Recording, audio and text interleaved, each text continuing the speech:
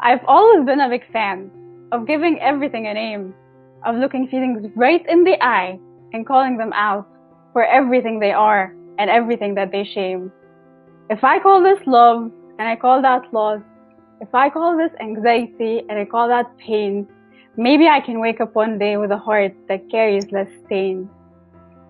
I've always been a big fan of giving everything a name until I realized not everyone has the capacity to do the same, and that my calling this out is like pressing so hard against an open wound they'd never felt before.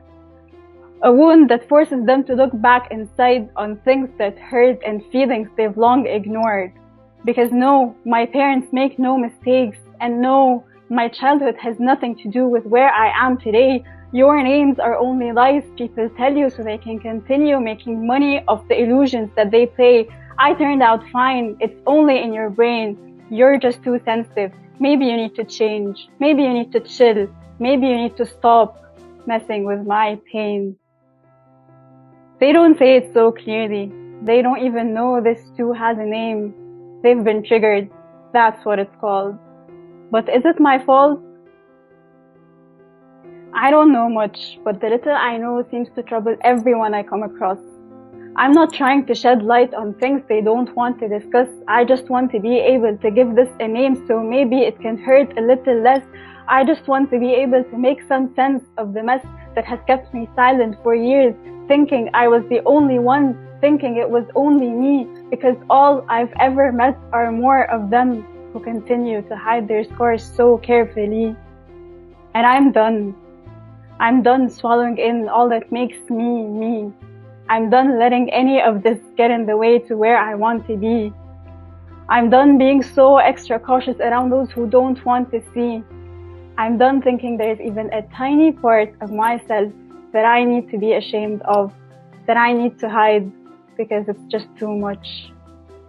And I'm finally giving this a name because it's finally making sense. I'm choosing to call this the true power of knowing my self-worth.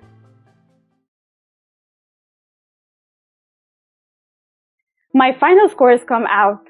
They're all perfect A's with one single B that my mind chooses to only focus on so it can silently start shouting, I'm not good enough.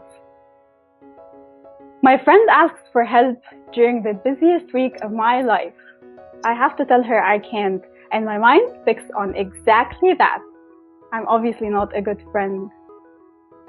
I write the perfect piece that gets the least likes. I know the social media algorithms work in ways I'll always despise, and yet it doesn't make me feel any better about myself. I suck as a writer.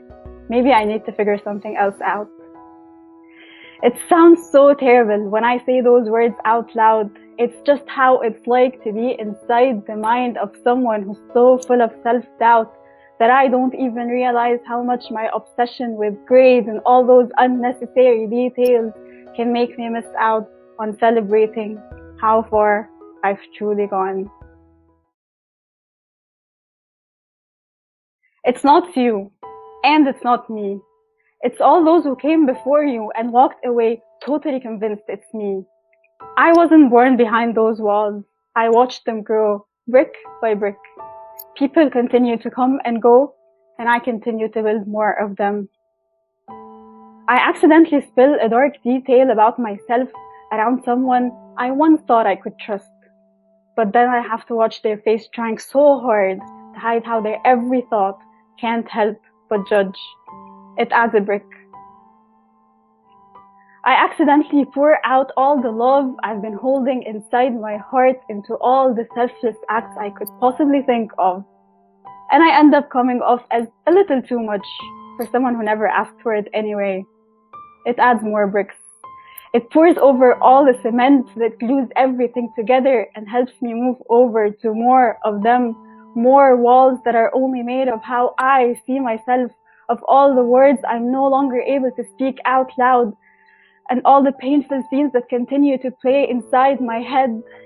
It took me so long to build what you feel around, and it will never make sense to jump right over and forget that no matter how far I go, they will forever exist. Because each and every brick needs to be held, it needs to be felt, it needs to be heard. Some of them are too heavy, some of them are too dark, some might take forever to move from where they are, and some might sound like a complete surprise for how long and far they've been pushed down. But every brick has a story, and every story has something to tell. And I now realize that's the only way I can bring my walls down. I don't need to break through them. I don't need to wait behind for someone to come save me from them. I just need to be able to hold the bricks myself and get to know their stories, one brick at a time.